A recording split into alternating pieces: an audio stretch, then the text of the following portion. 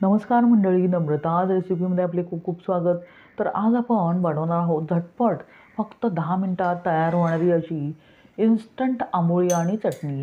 तांदळाच्या पिठाची आंबोळी हा महाराष्ट्रातील एक लोकप्रिय नाश्त्याचा पदार्थ आहे. ही मऊ लुसलुशीत आणि जाळीदार तर असतेच, शिवाय पारंपरिक पद्धतीने जर आंबोळी बनवली झाली तर तांदूळ आणि डाळ भिजवून नंतर पीठ आंबवावे लागते. पण कधीकधी तांदूळ आणि डाळ आपण भिजवायला विसरतो, तेव्हा अशा प्रकारे झटपट आंबोळी बनवणे हा उत्तम पर्याय आहे. इथे दाखवल्याप्रमाणे जर तुम्ही आंबोळी बनवली तर अगदी मऊ लुसलुशीत आणि जाळीदार होते, शिवाय खायला तर अप्रतिम अशी लागते. आणि त्याबरोबर चविष्ट अशी चटणीही मी तुम्हाला दाखवणार आहे. तेव्हा व्हिडिओ अगदी शेवटपर्यंत पहा. आणि रेसिपी जर आवडलीच तर नम्रताच रेसिपीला सबस्क्राईब करा, अगदी निःशुल्क आहे. आणि सोबतचे बेल आयकॉनवर क्लिक करा, म्हणजे मी जे नवनवीन व्हिडिओ बनवेन त्याचे नोटिफिकेशन तुमच्यापर्यंत पोहोचेल. लाईक करा आणि आपल्या मित्रमैत्रिणींना शेअर करा.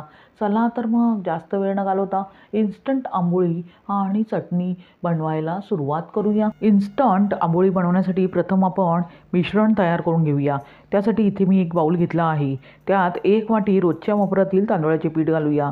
त्याबरोबरच अर्धी वाटी बारीक रवा घालूया. इथे बारीक रवाच घ्यायचा आहे. आता त्याबरोबर चवीनुसार मीठ घालून प्रथम आपण जे सुके जिन्नस आहेत ते अगदी व्यवस्थित एकजीव करून घेऊया. अशा प्रकारे अगदी व्यवस्थित सर्व जिन्नस एकजीव करून घ्यायचे आहेत. त्यानंतर आपण त्यात अर्धी वाटी रोजच्या वापरातील थोडेसे आंबट असे दही घालूया. कारण आंबोळी ही थोडीशी आंबट असते, म्हणून मी इथे आंबट दही घेतले आहे. आता दही घातल्यावर पुन्हा हे मिश्रण थोडेसे एकजीव करून घेऊया. आणि त्यानंतर हळूहळू पाणी घालून आंबोळीचे जसे बॅटर असते त्याप्रमाणे बॅटर तयार करून घेऊया.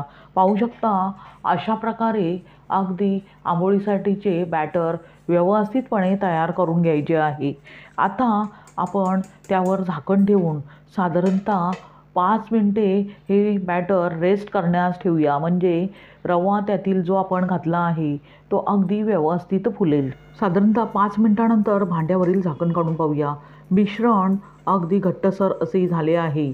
आता आंबोळीला जाळी यावी यासाठी इथे मी 1 पाऊच इनोचा वापरत आहे. तुम्ही बेकिंग पावडर किंवा बेकिंग सोडाही वापरू शकता.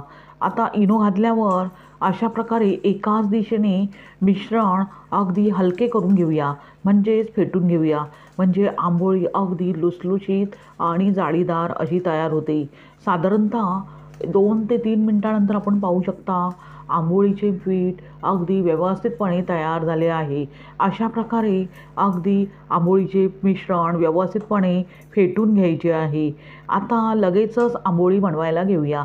त्यासाठी आधीच मी गॅसवर तवा गरम करून घेतला आहे. आता वरून थोडेसे तेल लावून घेऊया.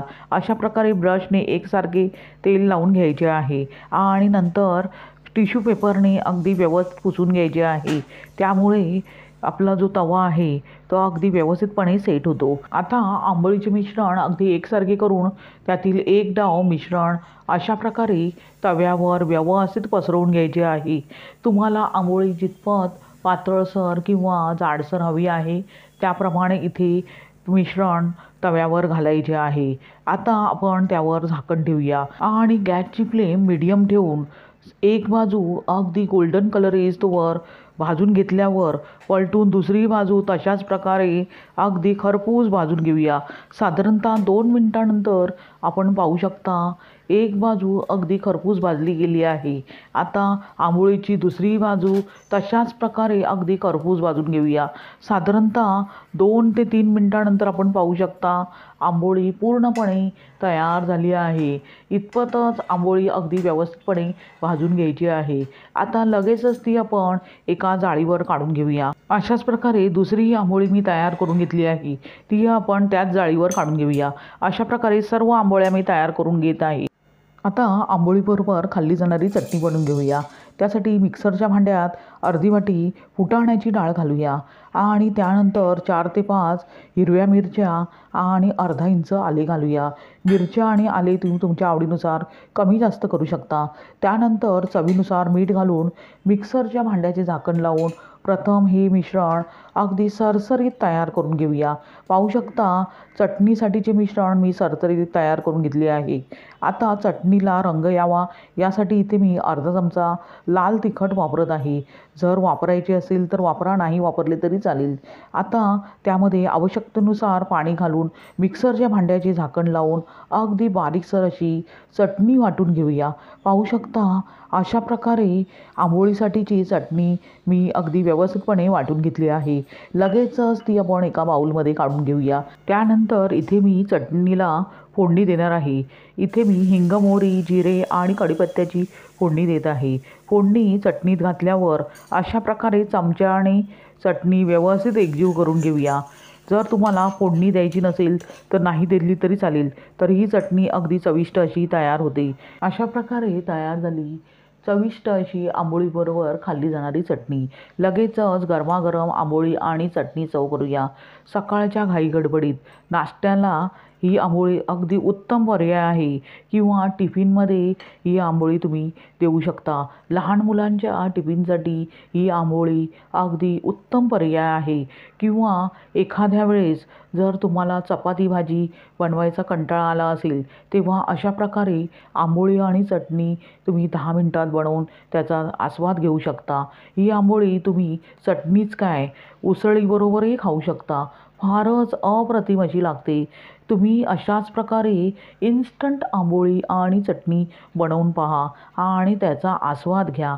तुम्हाला ही रेसिपी कशी वाटली ते कमेंट करून सांगा आणि रेसिपी जर आवडलीच तर नम्रताज रेसिपीला सबस्क्राईब करा, अगदी निःशुल्क आहे आणि सोबतचे बेल आयकॉनवर क्लिक करा म्हणजे मी जे नवनवीन व्हिडिओ बनवेन त्याचे नोटिफिकेशन तुमच्यापर्यंत पोहोचेल। लाईक करा आणि आपल्या मित्रमैत्रिणींना शेअर करा।